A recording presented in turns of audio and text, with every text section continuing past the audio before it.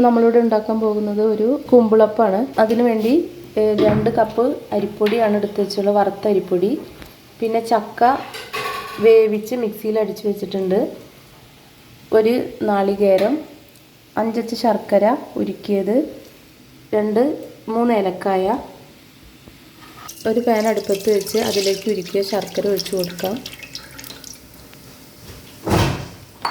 അതിലേക്ക് ചക്ക അടിച്ചു വെച്ചത് ഇട്ട് കൊടുക്കാം. ശർക്കരയും ചക്കയും കൂടിയുള്ള മിക്സ് നന്നായി തിളച്ചിട്ടുണ്ട്. അതിലേക്ക് നമ്മുടെ അരിപ്പൊടി ഇട്ടിട്ട് മിക്സ് ചെയ്തെടുക്കാം.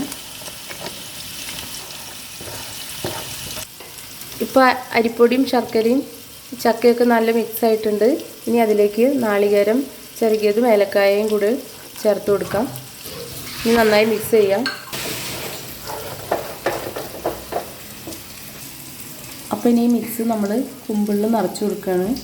നമ്മൾ കുമ്പിൾ കുത്താൻ കറുവപ്പട്ടയുടെ ഇലയാണ് എടുത്തുള്ളത്. ഇങ്ങനെ ഈ ഷേപ്പായിട്ടാണ് കുത്തിയെടുത്തുള്ളത്. ഇനി ഇതിലേക്ക് മാവ് നിറച്ച് ആവി കയറ്റിയെടുക്കാം.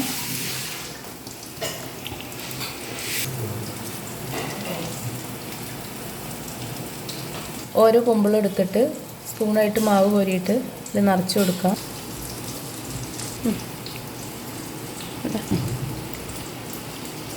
എല്ലാതും ഇങ്ങനെ നിറച്ച് കൊടുക്കാം. കുമ്പിളപ്പം ആവിയിൽ ഇഡ്ഡലി തട്ടിൽ വെച്ചിട്ടുണ്ട്, വേവിക്കാം. ഇനി ഒരു 10 മിനിറ്റ് അടച്ചു വെച്ച് വേവിക്കാം. അപ്പോൾ നമുക്ക് തുറന്ന് നോക്കാം. കുമ്പിളപ്പം ഇവിടെ റെഡി ആയിട്ടുണ്ട്. ചായയുടെ കൂടെ 4 മണി പലഹാരമായിട്ട് നമുക്കിത് കഴിക്കാം. കുട്ടികൾക്ക് ഇഷ്ടമാവും. എല്ലാവരും ഉണ്ടാക്കി നോക്കണം.